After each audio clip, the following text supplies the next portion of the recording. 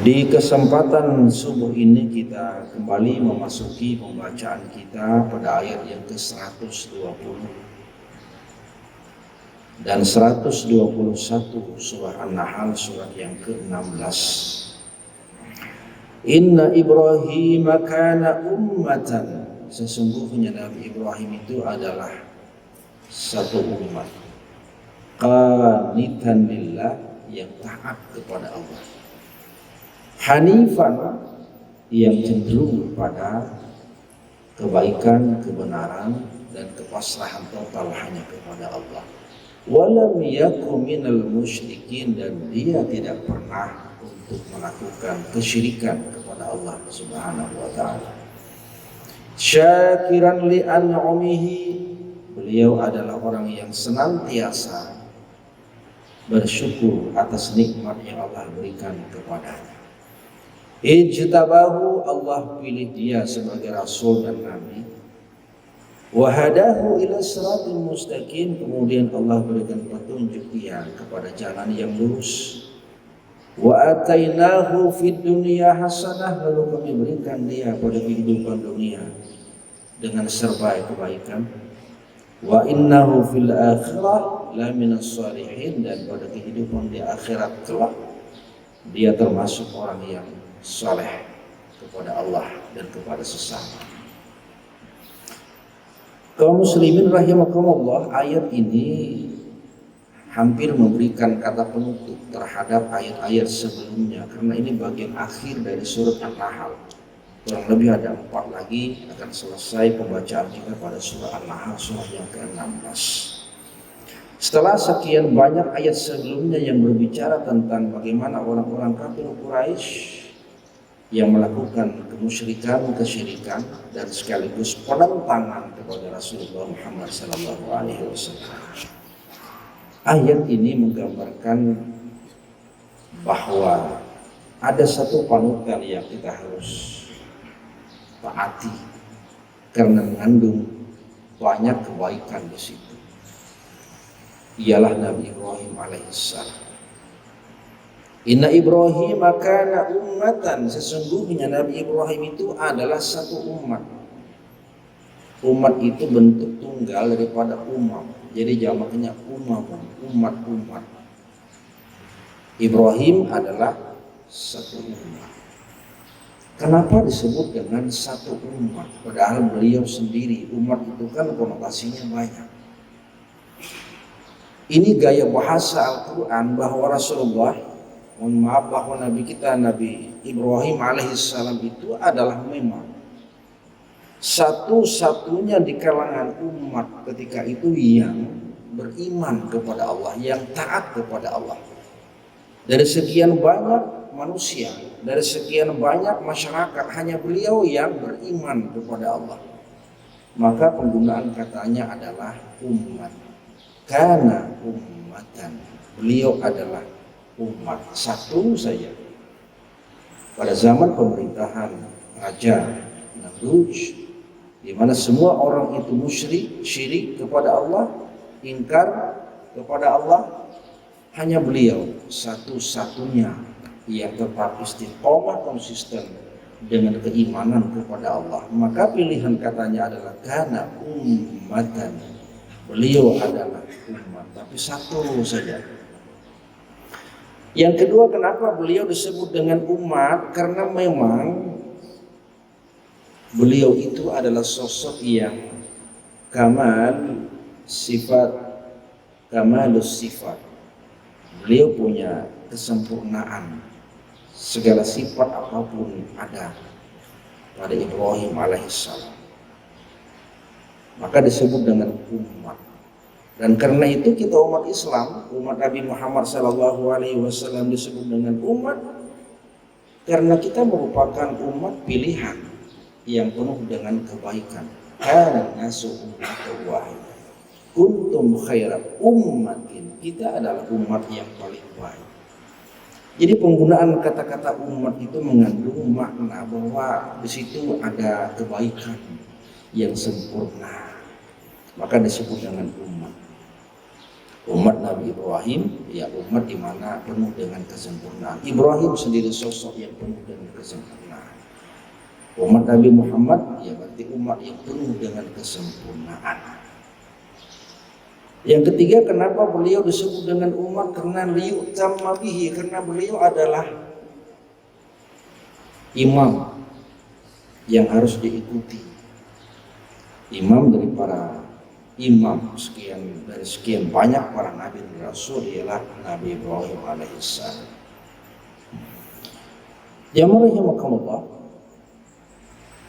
Dan yang keempat, beliau itu adalah rasul dan nabi yang punya keturunan yang banyak, di antaranya menjadi nabi dan rasul. Nabi Ibrahim, maka disebut dengan umat. Beliau adalah umat. Makna umat di situ ialah pemimpin umat. Dan beliau memang adalah pemimpin dari segala nabi karena beliau memiliki turunan yang banyak menjadi nabi dan rasul. Ibrahim alaihissalam memiliki anak yang pertama Ismail, Nabi Ismail alaihissalam. Dari Nabi Ismail alaihissalam turun ke bawah hingga ke Nabi Muhammad sallallahu alaihi wasallam. Nabi Ibrahim alaihissalam punya anak bernama Ishak, dan dari Ishak itu kemudian punya turunan Nabi Isa alaihissalam. Jadi dari satu bapak Ibrahim turun ke anak, ke cucu sampai menjadi nabi penutup. Nabi Isa dari Ishak alaihissalam dan Nabi Muhammad dari Ismail alaihissalam. Maka Ibrahim itu disebut dengan ummatan qanitan lillah, taat kepada Allah. Qanitan ay al-muti ilallah, taat kepada Allah. Tidak ada makhluk yang ketika itu yang taat kecuali Ibrahim alaihissalam. Ada 3 perintah yang paling tua dalam sejarah. Yang pertama adalah perintah bersunat. Zaman Nabi Ibrahim, dan karena perintah beliau taati. Setuha apapun mau diperintahkan bersunat, bersunat. Yang kedua, berhaji. Perintah haji dah dimulai pada masa Nabi Ibrahim alaihissalam. Yang ketiga, menyembelih hewan kurban duha, dimulai pada masa Nabi Ibrahim alaihissalam sebagai sebuah perintah atau ibadah yang paling tua dalam sejarah. Jadi perintah Allah yang paling tua itu berkenaan dengan khitan, kemudian tawaf atau haji, dan terakhir adalah berkurban atau duha, menyembelih binatang. Dan beliau qanitan lillah, taat patuh kepada Allah, tidak pernah kemudian membangkang. Walam yakum minal musyrikin, dan tidak pernah melakukan kesyirikan. Sejak kecil sampai dewasa tidak pernah menyembah berhala. Nabi Ibrahim. Makanya ketika beliau menemukan sekian banyak patung-patung berhala yang berserakan, beliau protes. Bahkan bapaknya pembuat patung penyembah berhala diprotesnya juga. Ya abati lima ta'budu ma la yanfa'uka wa la yadurruka. Wahai bapak, kenapa kau buat berhala yang tidak bermanfaat sedikit pun? Diprotes oleh Nabi Ibrahim alaihissalam. Dan kita sudah pernah katakan bahwa dalam ayat ketika Ibrahim berkata dan memprotes bapaknya, itu kan bapak dalam arti umum. Ya abati, wahai bapak. Maka salah satu tafsir yang dikarang oleh Imam At-Tabatabai Al-Mizan di tafsir Al-Quran, di situ dikatakan bahwa yang dimaksud bukanlah bapak beliau yang sebenarnya. Yang di Quran disebut dengan Azar. Wa idh qala Ibrahimu li Azar li abihi Azar Ingatlah ketika Ibrahim berkata kepada bapaknya bernama Azar, At-Tabatabai mengatakan itu bukan bapak yang memang asli dalam arti yang melahirkan. Itu maknanya adalah bapak dalam pengertian umum. Karena dikatakan itu adalah bapak tiri dari Nabi Ibrahim alaihissalam. Membuat patung penyembah berhala. Karena sejarah membuktikan seluruh nabi dan rasul tidak ada orang tuanya yang musyrik. Mulai Nabi Adam sampai ke Nabi Muhammad, orang tuanya, orang tua langsung, orang tua wujud, tidak ada yang musyrik. Dari Nabi Muhammad bin Abdullah, tidak pernah dalam sejarah disebutkan beliau menyembah berhala. Abdullah bin Abdul Muttalib tidak pernah menyembah berhala. Bin Abdul Manaf bin Hashim bin Qusay bin Kilab bin Fihr bin Murrah bin Ghalib dan sebagainya sampai kepada Nabi Ibrahim. Orang tuanya tidak pernah melakukan kesyirikan kepada Allah. Ibrahim bin Tarikh bin Nakhul bin Faris bin Rauh bin Akhfash bin Shaz bin Syam bin Nuh alaihissalam bin Lamik bin Sis bin Adam, semua itu tidak ada yang orang tuanya syirik kepada Allah. Itulah mengapa kemudian tetap terjaga jalur ketauhidan kepada Allah Subhanahu wa taala.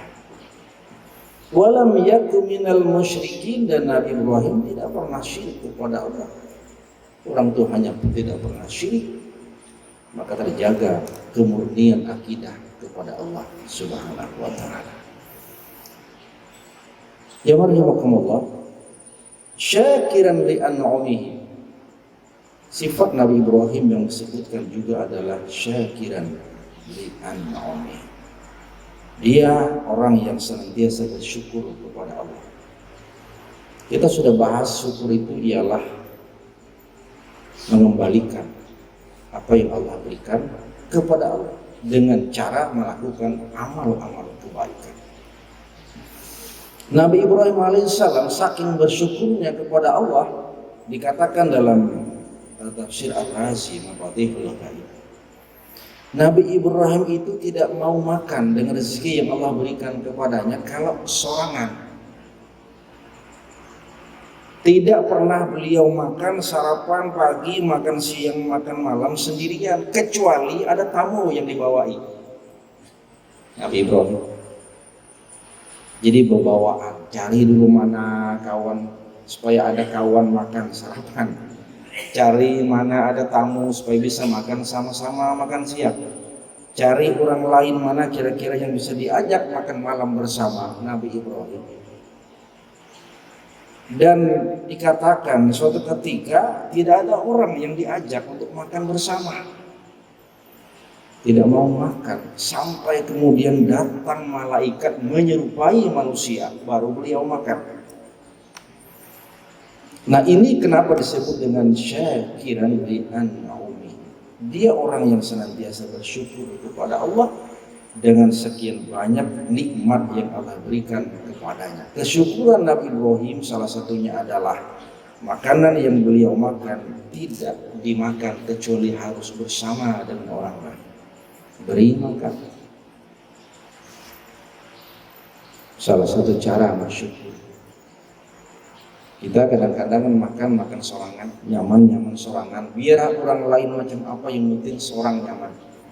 Ibrahim mengajari kita bahwa orang lain, kita makan nyaman, bahwa orang lain supaya nyaman juga. Maka ada gerakan untuk makan bersama. Gerakan memberikan sedekah infak. Ya marhamukallah, ijtabahu wa hadahu ila siratal mustaqim. Ijtabahu, Allah pilih dia sebagai nabi dan rasul. Ini predikat Nabi Ibrahim, Allah pilih dia sebagai nabi dan rasul. Dalam keseluruhan informasi Al-Quran, kalau Allah mengangkat seseorang menjadi nabi dan rasul, itu setidaknya dua yang dimilikinya. Pertama, karena memang sosok Nabi Rasul adalah sosok yang diberi Allah ilmu. Berilmu, maka tidak mungkin Nabi Rasul itu bodoh. Nabi Muhammad berilmu. Jangan kira Nabi Muhammad itu bodoh, apalagi gila. Berilmu, Allah yang memberi ilmu, terutama ilmu tentang ma'rifatullah. Tidak ada Rasul Nabi itu yang bodoh, yang safihan. Dan karena itu Nabi Rasul punya IQ yang melebihi IQ para filosof sekalipun. Jadi ada filosof IQ-nya tinggi, Nabi dan Rasul melebihi IQ-nya para filosof, saking pintarnya para Nabi dan Rasul. Nabi Adam itu kan Nabi yang pertama yang Allah ajari. Semua apapun entitas keilmuan Allah ajari. Wa 'allama Adam al-asma'a kullaha. Sampai kepada Nabi-Nabi sesudahnya. Nabi Ibrahim Allah ajari ilmu. Nabi Isa Allah ajari ilmu min haitsu la ya'lam. Nabi Muhammad SAW Allah ajari ilmu. Isra Mi'raj. Macam apa kisahnya? Allah beri ilmu, dibedah, diberi hikmah, diberi ilmu. Maka seorang Nabi Rasul adalah orang yang memang berilmu, tidak ada yang bodoh. Yang kedua adalah punya kemampuan manajerial, fisik kuat, mantap, manajemen kepemimpinan baik, itu syarat. Nabi Ibrahim pemimpin karena fisik kuat dan punya kemampuan memanage umat dengan baik. Nabi Muhammad fisik kuat dan punya kemampuan memanage dengan baik. Pengalaman sejak awal beliau memelihara kambing,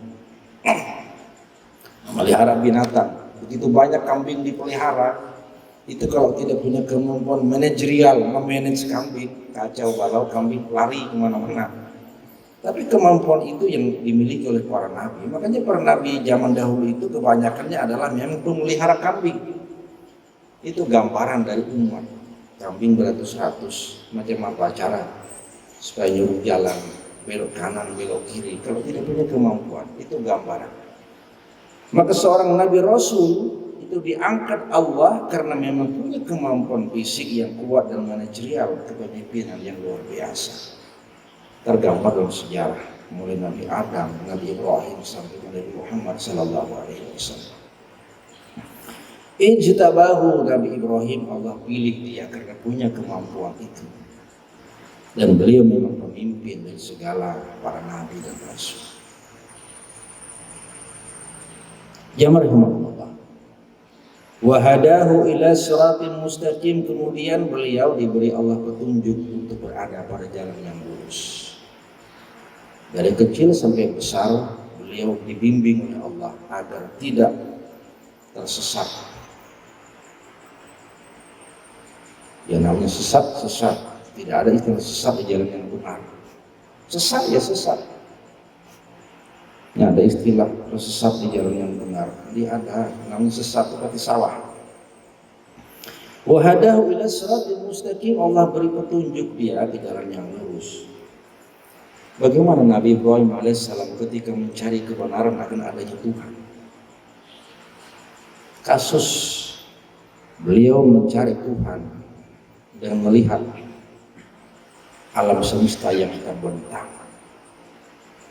melihat bintang ke bintang, oh ini Tuhan nih, karena baik, cahayanya terang, indah dipandang, apalagi pada malam hari, ini Tuhan, hada Rabbi. Tapi begitu bintang ke bintang hilang, muncul bulan, wah berarti yang ini yang Tuhan jauh lebih besar ketimbang bintang ke bintang, dan cahaya pun lebih terang ketimbang bintang ke bintang.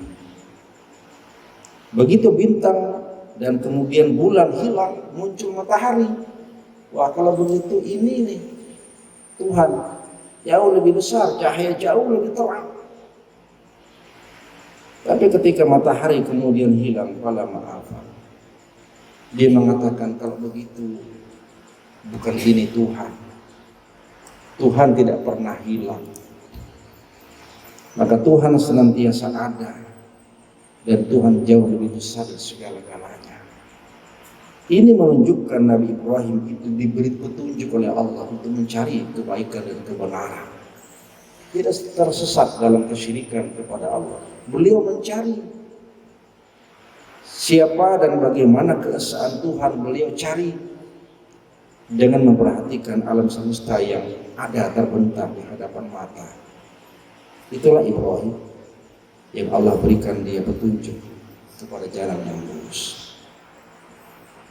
Imam Al-Qushairi dalam Lataiful Isyarat, saking Nabi Ibrahim alaihissalam itu ingin mencari Tuhan dan ingin memahami Tuhan itu yang mana dan siapa, ternyata beliau melihat alam semesta. Meskipun ketika melihat alam semesta itu keliru dengan menganggap itu sebagai Tuhan, tapi Nabi Ibrahim tidak pernah lari dari apa yang ada di hadapan mata yang dianggapnya sebagai Tuhan. Ini yang dalam istilah Imam Qushairi disebut dengan istighraq di tauhid. Tauhid rububiyahnya kuat Nabi Ibrahim. Jadi kita hendak memulai ma'rifatullah, awali dengan ma'rifah rububiyah. Lihati dulu alam semesta, karena itu bukti nyata akan adanya Allah. Bahkan kalau orang sudah istighraq, tenggelam dalam apapun di hadapan mata kecuali Allah, maka semua ini adalah Allah. Allah yang menciptakan maksudnya. Maka Ibrahim mengatakan ketika melihat bintang Allah, meskipun salah. Ketika melihat bulan itu Allah, meskipun kemudian salah. Ketika melihat matahari itu Allah, meskipun itu kemudian salah. Tapi ini adalah tauhid rububiyah Nabi Ibrahim alaihissalam. Jadi kita hendak ma'rifatullah, mengenal Allah, lewati dulu bagaimana kita bisa melakukan ketauhidan rububiyah, memahami ciptaan Allah. Dan salah satu bukti nyata ciptaan Allah ialah alam semesta sebagai alam yang paling luas, makrokosmos, juga diri kita sebagai alam yang kecil yang disebut dengan mikrokosmos. Makanya muncul ayat sanurihim ayatina fil afaq. Ku perlihatkan ujar Allah tandaku nih. Tanda aku nih ujar Allah ada di mana? Fil afaq, di alam semesta. Wa fi anfusihim afala yubsirun, dalam diri itu juga lihati diri. Kalau kita hendak ma'rifah mengenal Allah, jangan melewati pengenalan kita kepada alam, karena alam ini Allah yang mencipta sebagai bukti adanya Dia. Dan jangan lupa diri kita pun adalah bentuk dari adanya Allah yang Maha Mencipta. Karena kita ada karena Allah yang menciptakan kita. Baru kemudian berkaji tentang dalam ma'rifat zat sifat, lewati dulu kemudian ma'rifah kita tentang penciptaannya.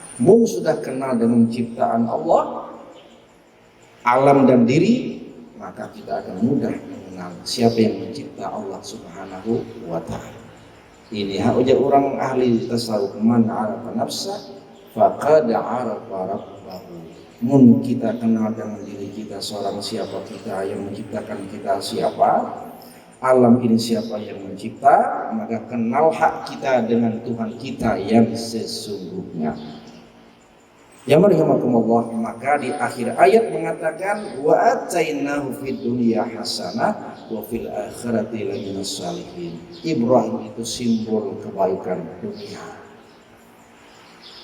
dan simbol kebaikan pada hari akhirat, yang predikat sebagai orang yang saleh. Apa yang beliau lakukan berdampak baik tidak hanya untuk beliau dan keluarga, tapi berdampak baik kepada orang lain, maka disebut dengan saleh. Dan summa auhayna ilaika anittabi' millata Ibrahim hanifah. Ketika Nabi Muhammad Allah utus, maka jangan lupa kata Allah, anittabi' millata Ibrahim hanifah, ikutilah milah, apa yang menjadi jalan dan komitmen pada ketundukan kepasrahan total hanya kepada Allah. Hanif, Jadi Nabi Muhammad itu adalah penerus ajaran Ibrahim, agama Hanif, dalam arti ajaran tentang kepasrahan, ketundukan hanya kepada Allah. Tidak ada ajaran kecuali ketundukan kita hanya kepada Allah. Itu namanya Hanif. Dan itu yang kemudian dilanjutkan oleh Nabi Muhammad SAW. Dan demikian wa makana minal musyrikin, kita tidak akan bisa mudah menjadi orang-orang yang syirik dengan segala i'tiqad, amal dan sikap kita kepada Allah Subhanahu wa taala. Demikian beberapa hal yang menjadi sifat penting Ibrahim. Ada banyak, ada 9 kurang lebih. Umatan qanitan hanifan wa lam yakun minal musyrikin syakiran ijtabahu wa hadahu wa ataina fid dunya hasanah wa fil akhirati laminas salihin. 9 kurang lebih sebagai contoh suri tauladan untuk kita teladani dalam kehidupan agama dan kehidupan sosial kemasyarakatan. Aku qouli hadza wa astaghfirullah. Wassalamualaikum warahmatullahi wabarakatuh.